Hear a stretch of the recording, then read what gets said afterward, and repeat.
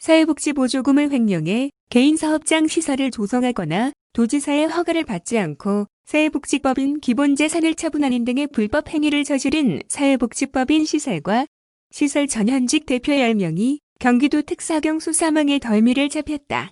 김영수도 공정특별사법경찰단장은 24일 경기도청에서 기자회견을 열고 지난해 12월부터 비리사항 제보가 있었던 사회복지법인 시설을 중심으로 기획수사를 진행한 결과 보조금 횡령 비리 등을 저지른 법인과 전현직, 시설 대표 등 10명을 적발, 검찰에 송치했다고 밝혔다.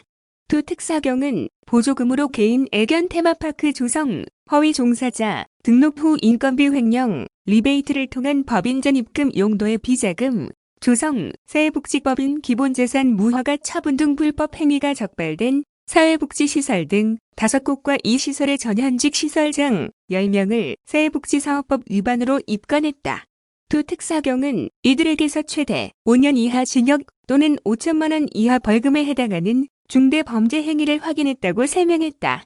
구체적 사례를 살펴보면 A단체는 시에서 지원받은 보조금으로 개인이 운영하는 유료시설인 애견 테마파크에 필요한 매점용 컨테이너를 설치하고 가구와 가전제품 등 물품을 구매하는데 3,800만 원을 사용한 것으로 확인됐다.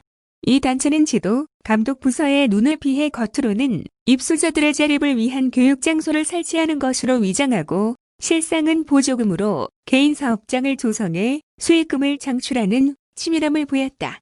B단체의 대표는 실제로 근무하지 않는 L씨를 허위 종사자로 등록해 시에서 보조금을 받아 인건비를 지급하고 매월 100만 원을 가족 명의 계좌로 되돌려받는 이른바 페이백 수법을 통해 2천만 원에 달하는 보조금을 횡령한 것이 밝혀졌다. 지자체의 위탁으로 종교법인에서 운영하는 C시설 전현직 시설장 3명은 각 업체에 보조금을 포함한 거래 대금을 지급하고 일부를 현금으로 되돌려받아 비자금을 조성한 뒤 이를 다시 법인 전입금으로 사용하는 방법으로 보조금과 시설 수익금을 유용하다 적발됐다.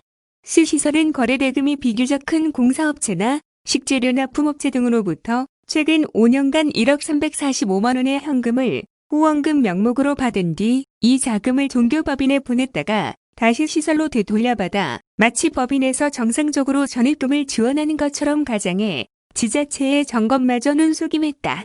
D법인은 토지와 건축물을 복지사업과 전혀 다른 용도로 제3자가 사용하도록 했으며 이 법인은 보유하고 있던 건물 일부를 임대하는 등 목적 사업에 쓰여야 할 법인 기본재산을 도지사 허가 없이 부당하게 처분한 사실이 확인됐다. 김영수 단장은 보조금의 최대 수혜자가 되어야 할 도민들이 일부 무분별한 시설 운영으로 인해 피해를 입고 있다며 불법 행위 대부분이 은밀히 이루어지고 있어 보조금 비리를 근절하기 위해서는 신고와 제보 등 도민들의 적극적인 협조가 필요하다고 당부했다. 사회복지사업법 위반 관련 신고는 공익제보 핫라인, 경기도 콜센터, 카카오톡 채널을 통해 제보가 가능하다. 다음은 데이터 분석, 모델 고도화 사업 뉴스입니다. 경기도가 올해 6월부터 데이터 분석 모델 고도화 사업을 추진, 건설업 페이퍼 컴퍼니, 지역화 피해, 공공버스제 등 민선 7기 주요 현황과 관련된 데이터를 과학적으로 분석할 수 있는 모델 개발에 나선다. 이번 사업은 현재 민선 7기에서 역점을 두고 추진 중인 각종 정책, 사업들에 관한 데이터를 상시적으로 축적, 분석, 실제 행정에 활용할 수 있도록 하는 모델을 만들어 과학적 행정 서비스를 실현하는 데 목적을 뒀다. 대상 분야는 과제 수요 조사와 위원회 전문가 자문 등의 절차를 거쳐 선정된 공공버스 등 버스 신규 노선 분석, 건설업 페이퍼 컴퍼니 의심업체 분석, 지역화 폐소비 패턴 분석, 생활인구 분석 등 4가지다. 우선 버스 신규 노선 분석 분야에서는 지역 노선 정류장별 버스 승객 수, 버스 운행 정보, 생활인구 등의 데이터를 중점적으로 분석해 도민이 교통 편의를 피부로 체감할 수 있는 버스 노선을 발굴, 선정하는 데 주력한다. 건설업 페이퍼 컴퍼니 분석은 과거 법령 위반 이력, 자본금, 기술 인력 수 등의 데이터를 토대로 의심업체를 추정하고 최적의 조사 경로를 도출해 효과적인 단속을 추진할 수 있도록 하는 분야다. 특히 분석 대상을 종합건설업은 물론 전문건설업까지 확대해 단속망 확대의 기틀을 다질 계획이다. 지역화폐 소비 분석을 통해서는 카드 매출, 유동인구, 지역 업종 시간대별 지역화폐 소비 패턴, 추이 등의 데이터를 분석해 실제 소상공인, 골목상권 활성화 효과를 검증, 이를 토대로 정책을 보완, 발전시키게 된다. 생활인구 분석은 지역, 시간대별 유동인구 데이터를 토대로 건축물 미술작품 설치 장소나 쉼이 있는 도시 공간 대상지 등 최적의 입지 선정이 필요한 사업들에 활용하는 분야다. 도는 4가지 분야의 데이터 분석 모델을 오는 11월까지 구축 본격적인 활용에 나설 계획이다. 이 밖에도 도는 올해 아쟁맥대지 서식 분포 및 이동 경로, 폐기물 유입량 및 이동 경로, 프랜차이즈 가맹점, 시장 동향, 생활 SOC 우선 설치 지역, 도출, 교통 분석 등 도민 생활과 밀접한 5개 과제에 대한 데이터 분석 사업을 추진한다. 아울러 청정 계곡 정비 사업 효과 분석, 아동제약대 예측 예방 분석, CCTV 설치 필요 지역 분석 등 사회적 이슈로 부각되고 있는 각종 현안에 대한 데이터 분석에도 힘써 과학적 행정의 틀을 다질 계획이다. 입문형 미래성장 정책과는 지난해 분석 시스템 기반을 구축하는 데 역량을 집중했다면 올해는 실제 데이터를 상시적으로 활용해 정책에 적용할 수 있는 서비스를 제공하는 데 초점을 뒀다라며 앞으로 수요자 중심의 맞춤형 행정 서비스를 실현할 수 있는 기반을 갖추는 데 적극 힘쓰겠다고 밝혔다. 다음은 경기도 생활치료센터 뉴스입니다.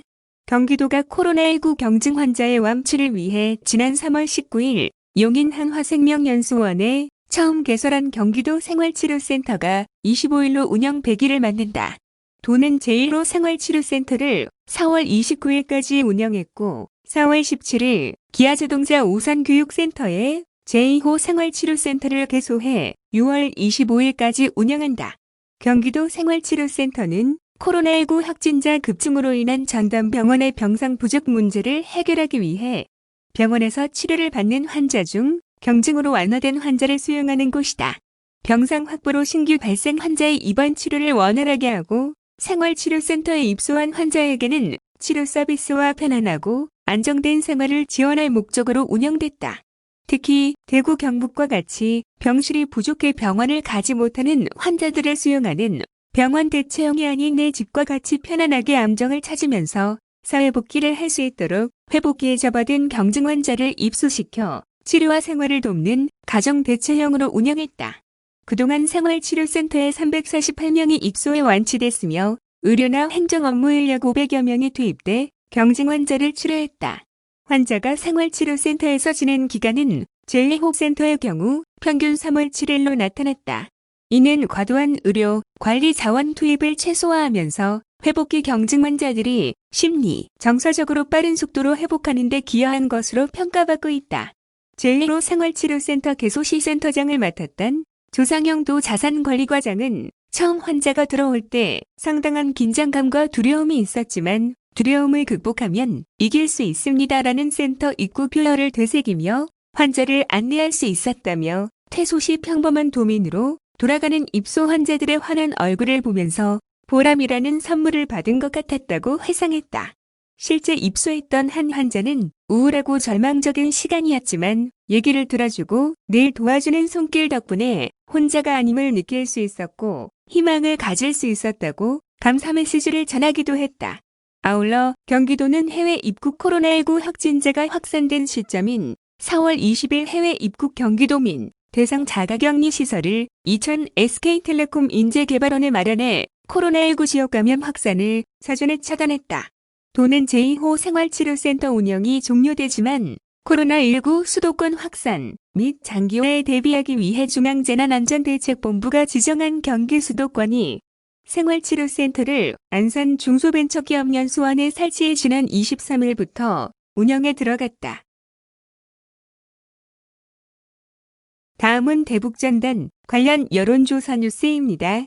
최근 탈북민단체의 대북전단 살포와 관련해 경기도민 10명 중 7명은 대북전단 살포를 중단해야 한다고 생각하고 있었다. 경기도는 지난 19일부터 20일까지 도민 1,200명을 대상으로 대북전단 살포와 관련한 여론조사를 실시하고 24일 결과를 발표했다.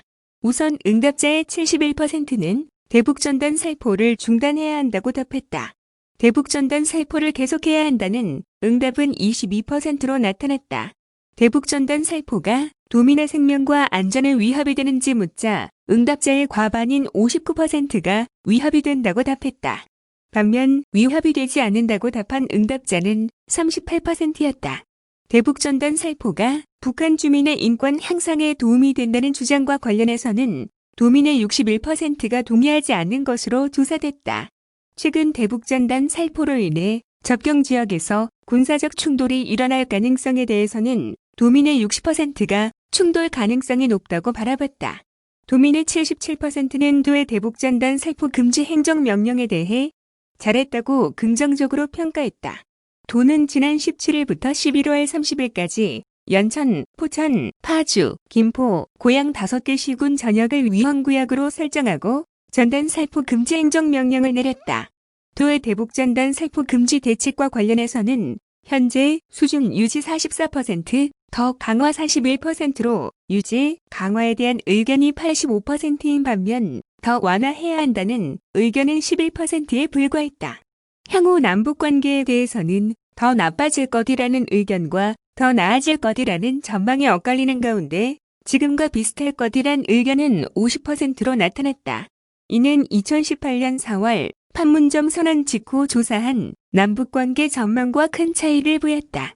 이재강 경기도 평화부지사는 이번 조사를 통해 대북전단 살포 행위로 도민들의 생명과 안전의 위협을 느끼고 있다는 사실을 다시 한번 확인했다며 모든 행정수단을 동원해 대북전단 살포 행위를 막겠다고 말했다.